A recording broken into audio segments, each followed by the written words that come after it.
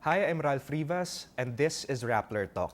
Ngayon ay pag-uusapan natin ang mga pangarap at ambisyon ng mga Pilipino at kung ano-ano na nga ba ang ginagawa ng gobyerno para matugunan ang kanilang mga pangangailangan. Kasama natin ngayon si Socio-Economic Planning Secretary Ernesto Pernia para talakayin yan. Hi, Sec. So, Sec, yung mga pangarap, yung mga ambisyon ng mga Pilipino is encapsulated under Ambisyon Natin 2040. So, can you tell us more about that? Yeah, yung Ambisyon Natin 2040 ay resultado yun ng galing yun ng survey of 10,000 Filipinos, I think 18 years and above, all over the country, random sample. I mean, representing most of the regions, and yung mga tanong dyan ay about yung mga pangarap nila, anong gusto nila ngayon, anong gusto nila sa in the future. So, yun ang mga sagot nila nasa ambisyon natin. And the policies of the government are somewhat guided or strongly guided by those ambitions? Yes, because we have this Philippine Development Plan 2017 to 2022.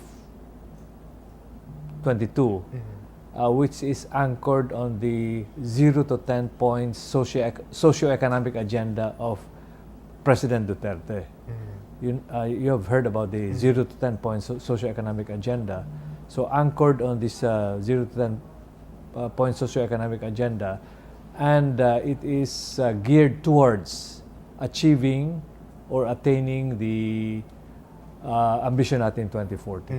Okay, so sir, bibilisan ko lang sir, no? Kasi dito sa Ambisyon Natin 2040, majority of Filipinos or over 70% said that they want a simple and comfortable life.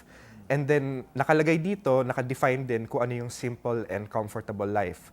Let's say 62% own one car, 61% said they have enough money for day-to-day needs. 61% own a medium-sized home. 73% earning enough, and also children are college educated. 30% said they are business owners. 30% say that they want to relax with family and friends. And 21% are able to take occasional trips around the country. So, sir, these numbers, sir, can you explain? Yeah. Those pangaraps na yon ay ma-summarize sa isang sentence.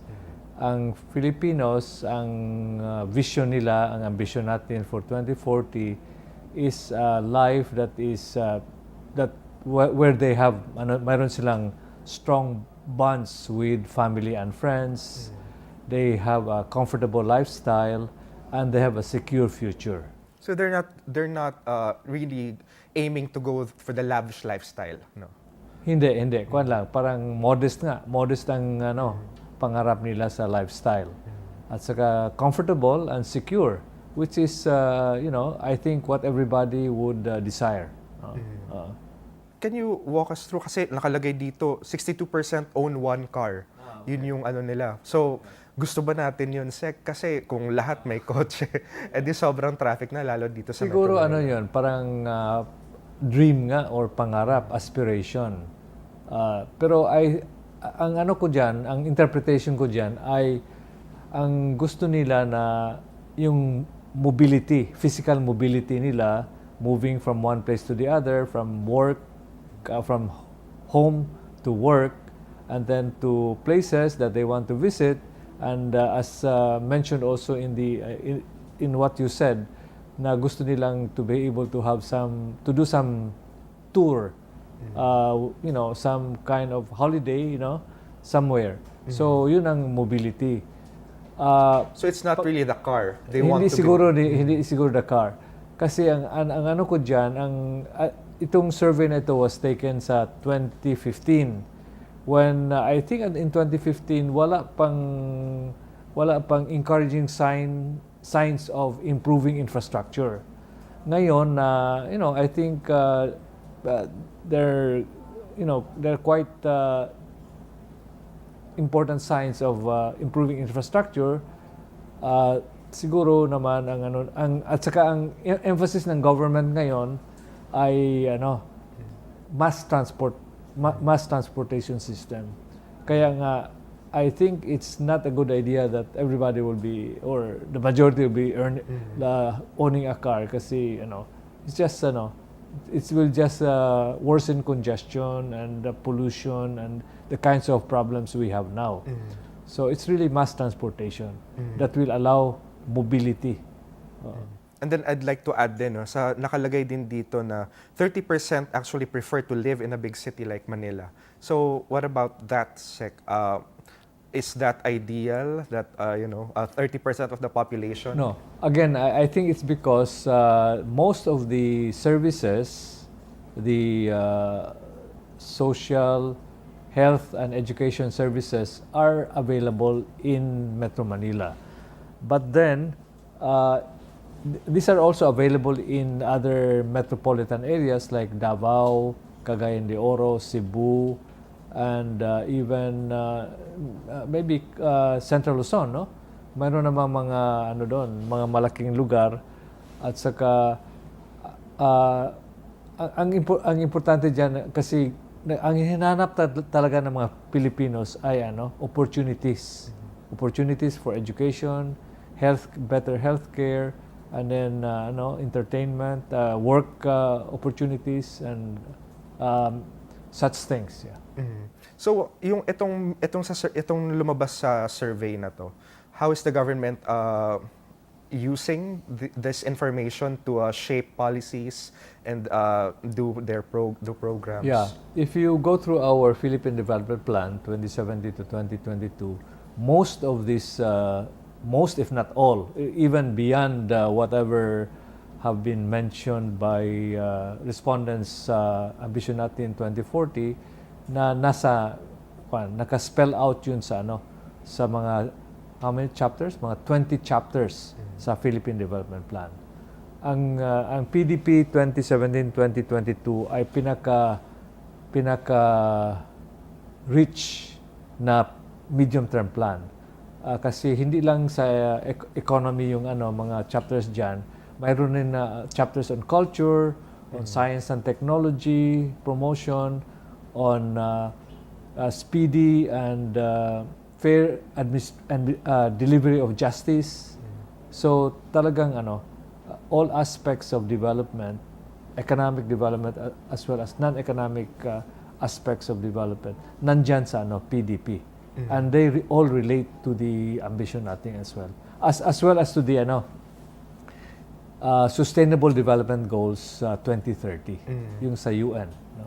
And then so I guess yung Philippine Development Plan is there to serve as guide to any administration kasi 6 years lang yung kada president and each president has their own goals, their own visions, and this plan somewhat parang it serves as their guide. That's right. It's a blueprint. It's a blueprint. It's a roadmap in terms of the 6-year term of an administration. And if you look at the objective of the main objective of the Philippine Development Plan, the current one, is to lay the foundation for inclusive growth, a high trust and resilient society, and a globally competitive knowledge economy. Ang importante dyan ay we are trying to nurture a high trust society. Kasi essentially, kulang yata tayo ng trust. People vis-a-vis government, as well as people vis-a-vis even the business sector, no? At saka among ourselves, I think we have little trust. We want to develop this high trust para naman na that will also benefit the next administration. Kasi if the next administration is trusting on the previous administration, they'll continue what we would have started or what they will build on the foundations na pinag-layout ng current administration. Okay. So I get that we have this blueprint para hindi personality-based yung magiging actions ng government no? Pero how bound are governments in the succeeding governments in following this plan? there's no one to bind them. Kasi ang next administration will be independent of the previous one. Wala namang overall policeman that would enforce that they will continue what the previous administration has started. So it's kailangan na kung ma-enhance natin ang trust among ourselves, among fellow Filipinos, among citizens vis-a-vis government, then the likelihood of the next administration continuing what this administration has laid out would be higher, I think. The likelihood, yes, the probability. Yeah. Okay, so you're under the cabinet of President Duterte. So let's talk about poverty reduction first. Yung goals of this administration is to have poverty reduced at what level by 2022? Yeah, ang poverty incidence natin noong 2015, kasi yung Family Income and Expenditure Survey, ginagawa yun every 3 years. So, the latest would be 2018. Ang objective namin ng this administration is to bring down poverty to 14% by the end of this administration. So, families, Filipino poverty incidence among Filipino families yun, sir? Yes. The 14%? Among Individual. Filipinos in general, okay. among the population. Yung family poverty incidence is lower na eh. It's already about 16%. 16.1 as of the first half of 2018. Yeah, it's already lower. So Pero Filipino mas mataas kasi yung kung if you look at the population in general. Well, sir, sabi dito it's at 21%. So from 21 all the way to 14% by 2022. Yeah, because we started in 2016.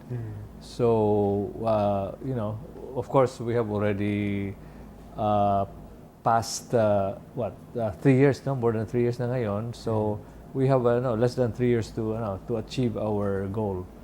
But so kailangan talagang to speed up economic growth, sustain in fact accelerate economic growth, at saka we also need to improve the implementation or intensify the implementation of the RPR, its law, which is providing effective modern family planning services to people, especially the lower income, who tend to have more children than they want.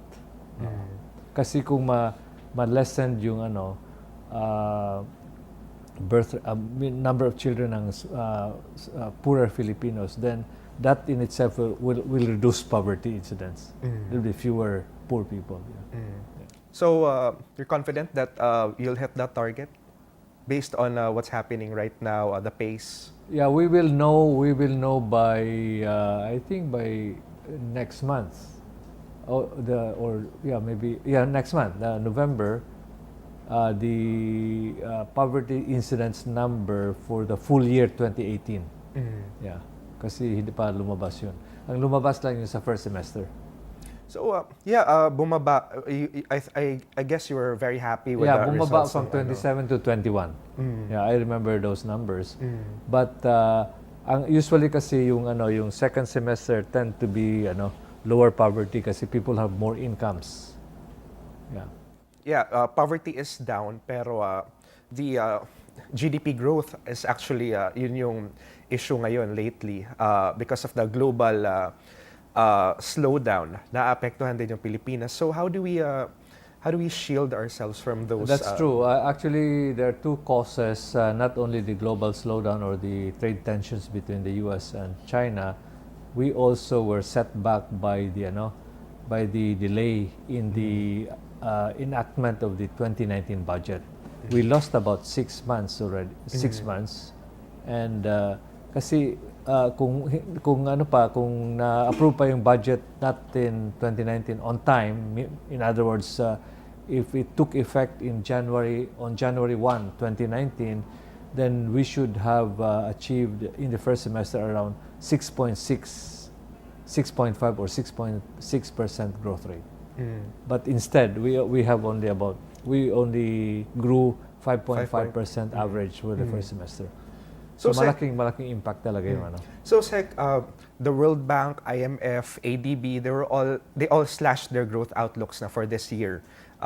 It's gonna be below 6% daw. So, Yeah, anong actually, masasabi? it's not just for the Philippines. It's for most countries. I think practically all countries, and also for the global economy. I think it used to be 3.9% growth rate for the global economy. Then they brought it down to 3.6. It's now 3.2 for the global economy. So it's not Philippines is not an exception. Yeah, right. So, what about next year? Mukhang struggle pa rin next year if the trade war continues. So, how do we adapt to this? Well, I think there are some signs that President Trump is softening on his stance vis-a-vis China.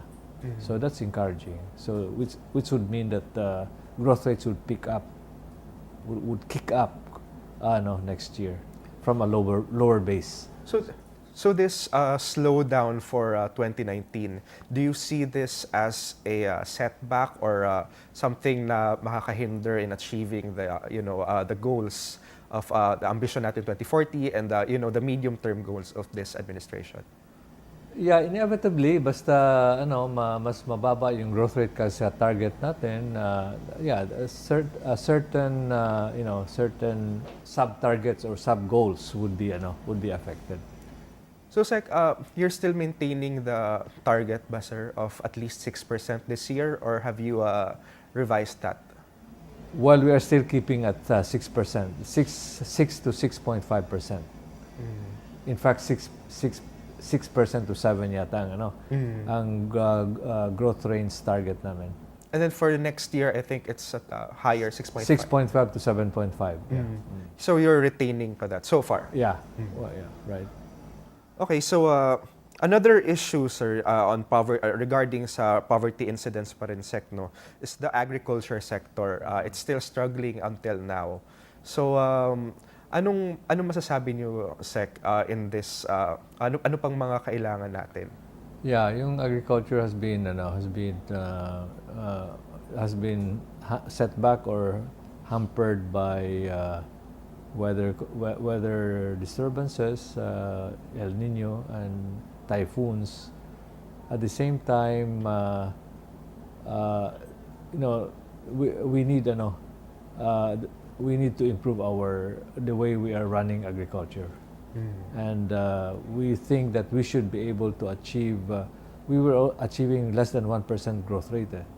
So we need to achieve at least 2%, even more.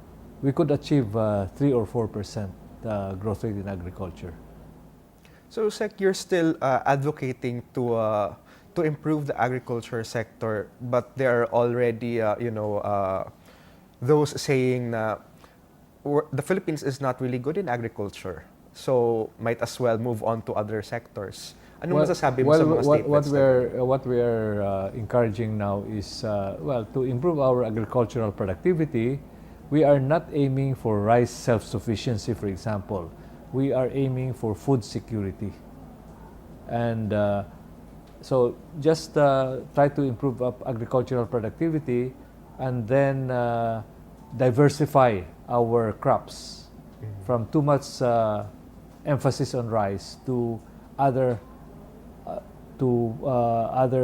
crops that are even higher value than rice. So, Sec, you mentioned rice. So, do you think that the rice tariffication law is living up to its promises so far? It has worked wonders so far because it brought down inflation from 6.7 in last year, September and October last year.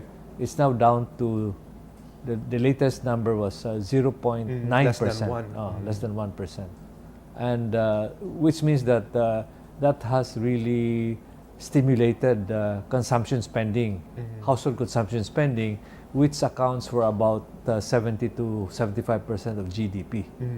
Pero Sec, talo naman yung farmers. Sobrang baba ng farm gate. prices? That's an adjustment problem, because short-term adjustment problem. How short-term is this, sir? Ah, Kasi well, I- sa field, yung pumunta ako sa field talagang, Hindi pa kasi na-distribute yung na fully distribute yung RCEF, Rice Competitiveness Enhancement Fund. Kung fully distributed na yon at saka magamit na ng mga farmers, I think things will look better for them. okay, Will so improve, Sec, let me push you a little more on the issue, sir. No? Do you think these are birth pains or may problema talaga sa implementation on rice tarification? These are birth pains. Birth pains and teething problems, I would say. Kasi I've been saying that let it play out muna for at least a year before saying that there's a problem. Maybe For a year, and then after for a that, year or 2 years, yeah. Kasi it was a major structural change sa rice sector talaga, yung tarification. Yeah. ako, sir, I'm just curious lang, how would you explain that to a farmer? Sec, na birth pains lang yun. Yung mga nangyayari ngayon. Saan sila pwedeng pumunta? This point. Sabihin ko, pareho lang yun ng asawa mo, yung misis mo, manganak siya, mahirapan naman in the first year siguro, di ba? Recover from the difficulties of pregnancy and then the delivery, and then especially kung cesarean section, ganun talaga. Then in the second year, things will become more normal for the family. Okay. So that's a very graphic example. Yeah. So, Sec, I understand this government is also, talagang pinapakita ninyo na you really want more infrastructure under the Duterte administration. That's right, yeah. So, kumusta yung, can you give us an update on the infrastructure projects, Sec? Well, of the 75 so-called flagship projects, 37 have already been processed and approved by the NEDA board. But there are certain projects that are difficult to pursue because of cost implications, the terrain or the depth of the sea over which a bridge would be built. Can you specify which project this one is? The bridge connecting Matnog Sorsogon to Allen Samar.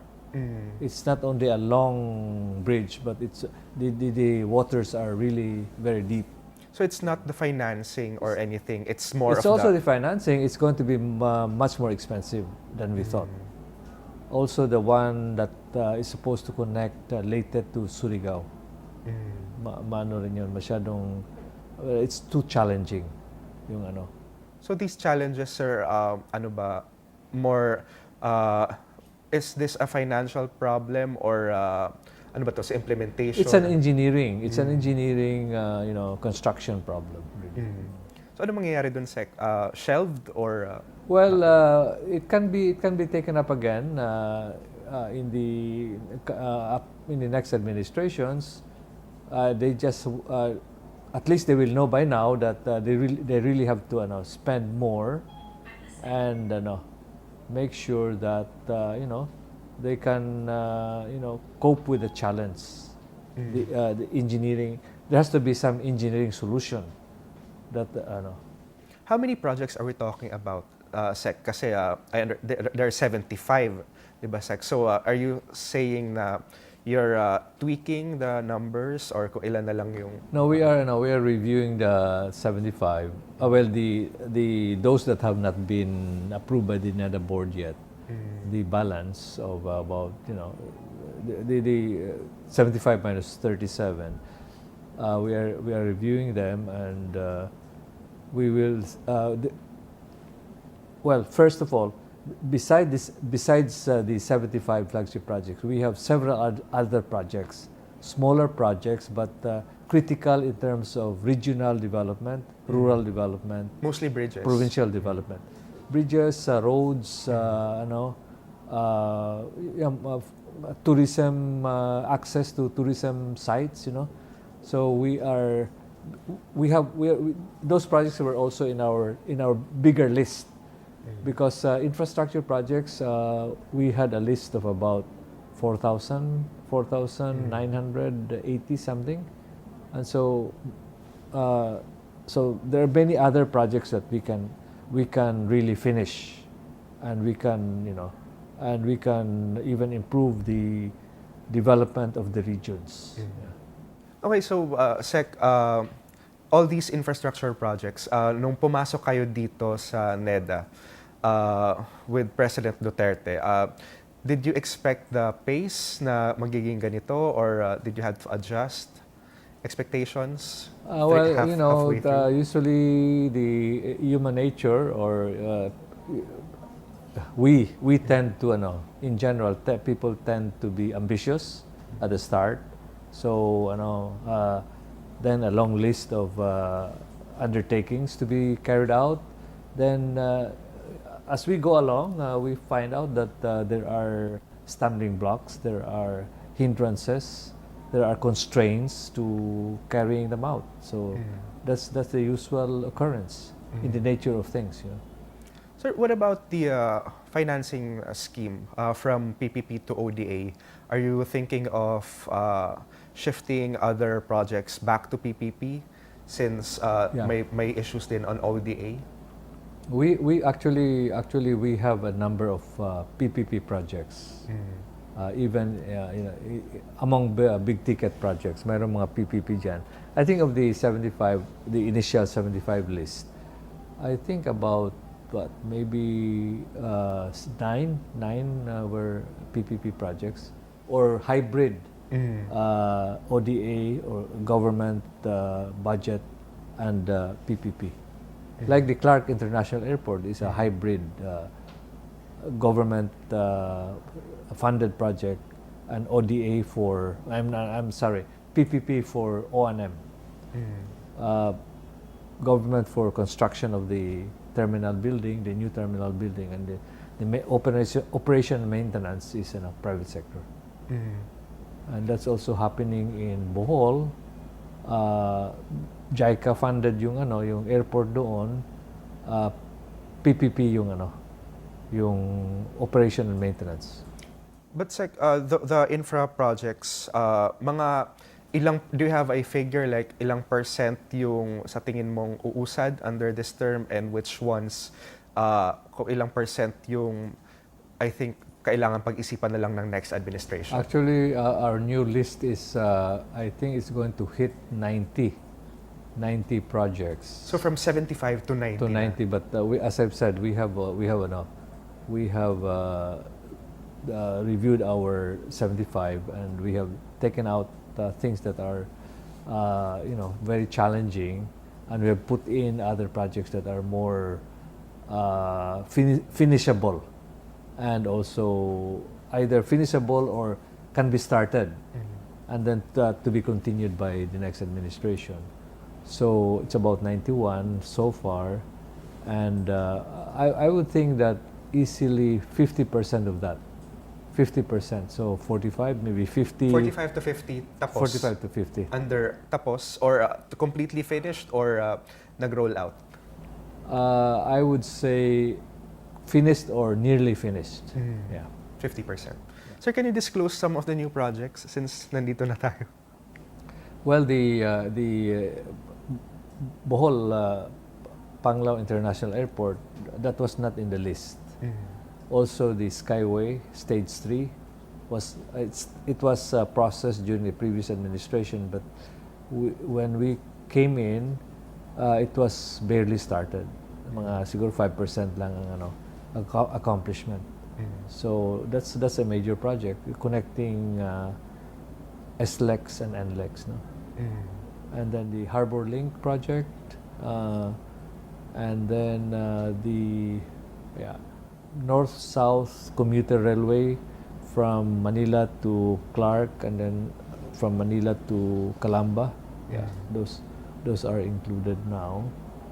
And I think what bridge is that in Mindanao?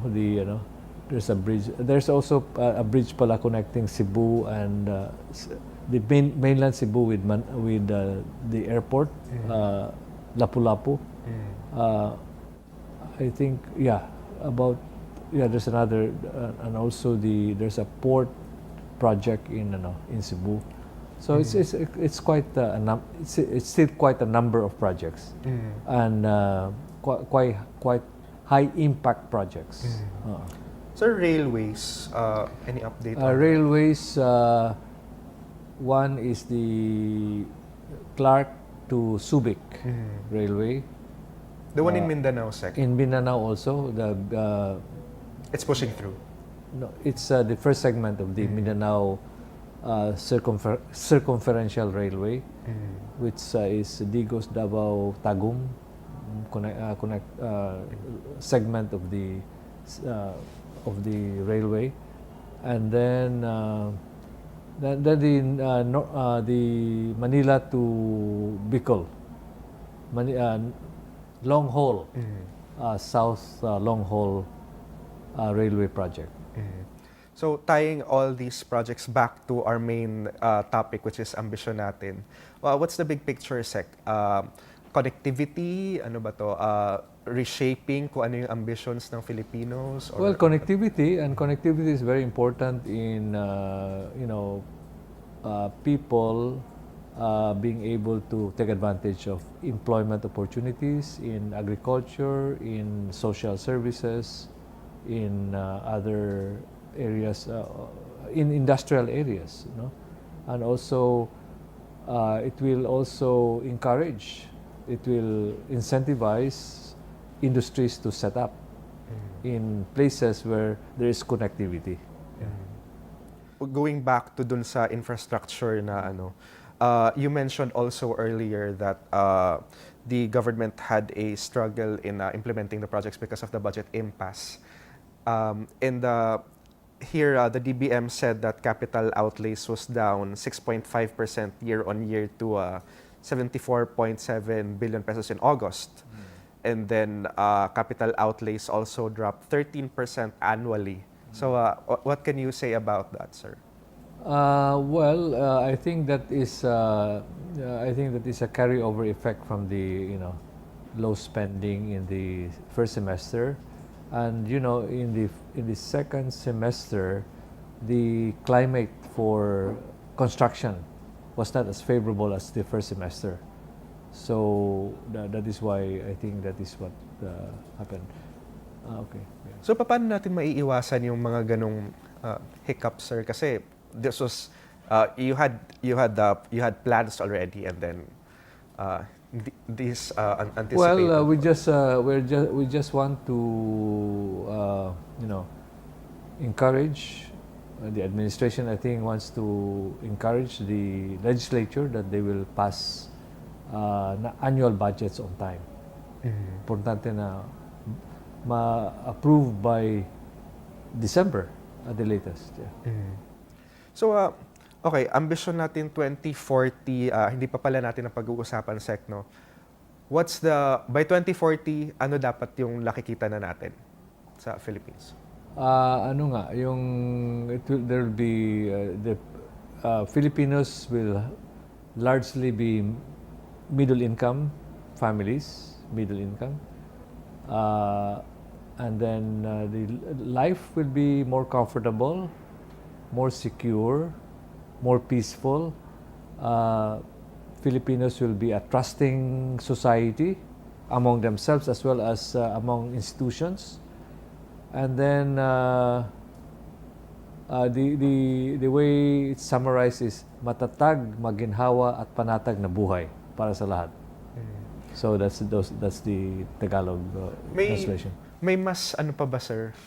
Kasi Filipinos always want to compare. For instance, by 2040 will we be somewhat like, I don't know, Singapore or Hong Kong, or even more than that? We will be, in terms of per capita gross national income will be similar to Malaysia. Because Malaysia now has about 12,000 US dollars per capita.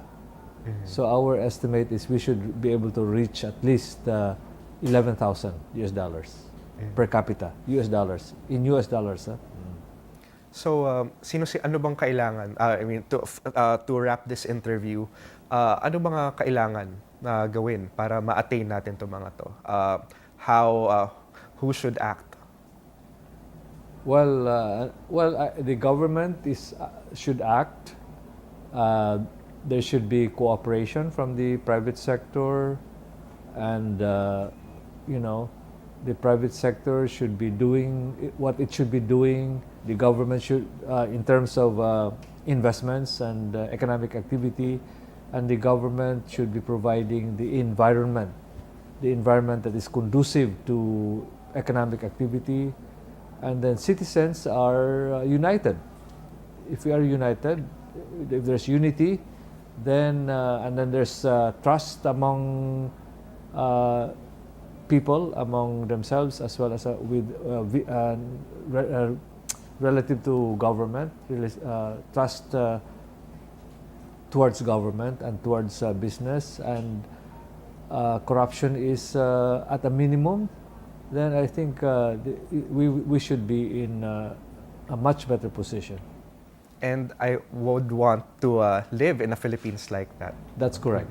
So, And OFWs will be coming home in droves, and there will be no more OFWs. Like Korea and Thailand, they used to have several overseas workers, Korea and Thailand, but that was only in the 70s yata and 80s. After that, wala na. Because they were able to grow their economy to the satisfaction of the citizenry, people. Yeah. O, sana nga, Sec. Thank you very much, Socio-Economic Planning Secretary Ernesto Pernia, and I am Ralph Rivas. Thanks for watching.